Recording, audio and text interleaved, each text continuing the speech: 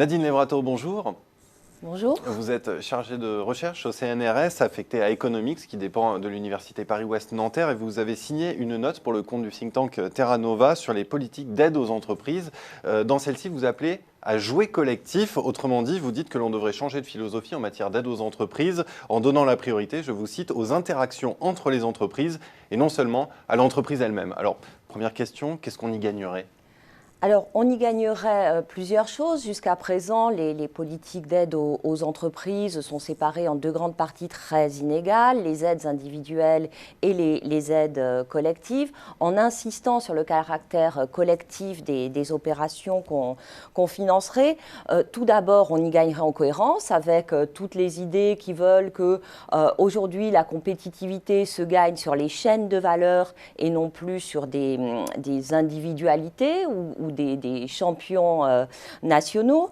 On y gagnerait également en cohérence avec toute la vision collective ou coopérative des thèses sur le tissu productif qui indiquent que les clusters, les groupes d'entreprises sont plus performants que des systèmes décentralisés.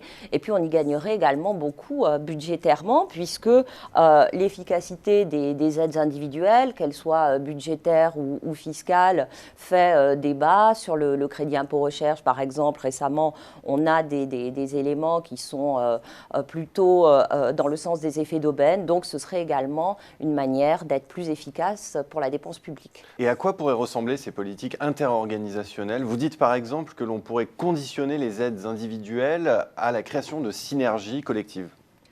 Oui, tout à fait. Pour prendre un exemple, aujourd'hui, le management interne dans les entreprises est plutôt favorable à la gestion de projets, à la combinaison de ressources qui produisent des résultats dans le cadre de collectifs de production. On pourrait imaginer une transposition de ce type de dispositif et de mode organisationnel entre les entreprises pour le financement de projets. De cette façon, on pourrait avoir des frontières de la firme qui correspondent à la réalité, c'est-à-dire qu'aujourd'hui, on a des frontières de la firme qui sont très, très poreuses, avec les relations de sous-traitance, de co-traitance, les joint ventures, etc. Et donc, favoriser des projets collectifs entre entreprises serait reconnaître ce type d'organisation. Alors, pour appuyer votre propos, dans votre note, vous citez des exemples de l'étranger qui ont marché, et notamment celui des entreprises allemandes du biomédical sur le marché international. Est-ce que vous pouvez nous donner en quelques mots les raisons de ce succès ? Alors, des raisons à ce succès, il y en a plusieurs, et les exemples de l'Allemagne ne sont pas les seuls. On retrouve exactement des politiques similaires au Japon, autour des clusters, du textile également. On peut identifier 3 ou 4 grands principes dans ces modes d'organisation. D'abord, un effet d'annonce.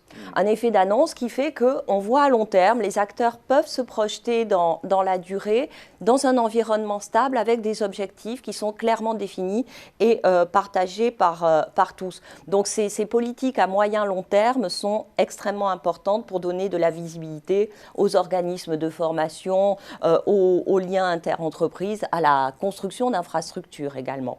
Ensuite, ce qui est intéressant, c'est le partage des tâches entre les différents acteurs, qu'il s'agisse du public et du privé, chacun sachant à l'intérieur du dispositif où il peut circuler et comment. Enfin, il y a une vision de la reconnaissance de la complexité des processus de production et surtout l'idée que le travail n'est pas qu'un coût, mais également un actif qu'il convient de valoriser, d'où les efforts sur la formation et la formation initiale et la formation continue. Je voudrais que l'on parle un petit peu des problèmes du système actuel. S'il faut changer de philosophie, c'est bien qu'il y a des problèmes aujourd'hui. Est-ce que les problèmes ils viennent d'un problème de ciblage ? Est-ce qu'ils viennent d'une question de ciblage ? ils viennent en partie d'une question de ciblage. Bien sûr, on ne peut pas faire abstraction de tous les aspects macroéconomiques, des difficultés d'adaptation, du changement structurel et donc du contexte général. Sur les politiques publiques en particulier, on peut considérer, oui, qu'il y a une difficulté au ciblage et à la reconnaissance des cibles pour ceux qui sont supposés en bénéficier.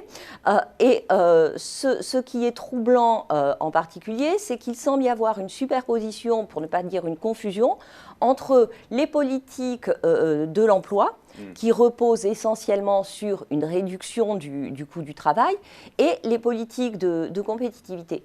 Or, c'est par exemple le reproche que l'on fait au CICE, qui concentre les allègements de bas salaires sur des secteurs qui ne sont pas forcément très exposés à la concurrence internationale. Absolument. Le CICE, mais c'était le cas avec les politiques d'exonération de cotisations sociales et d'autres politiques publiques également, mettent vraiment l'accent sur la compétitivité coût.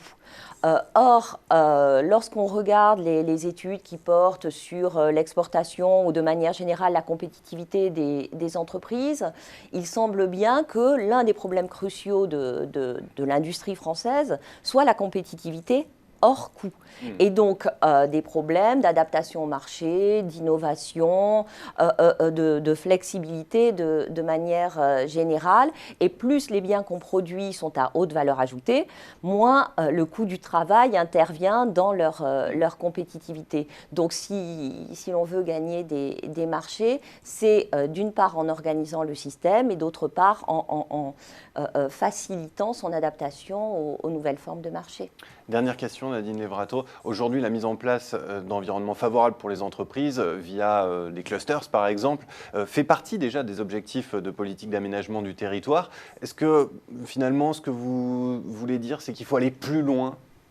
Alors, ce n'est pas seulement l'idée d'aller plus loin qui est importante, c'est d'y aller différemment aussi, dans le sens où, bien sûr, toutes les politiques en œuvre pour faciliter cette coopération, ces collaborations interentreprises sont importantes. Parce qu'on parle souvent du hiatus entre public et privé, mais à l'intérieur du secteur privé, il y a aussi des problèmes de coordination qu'il faut traiter.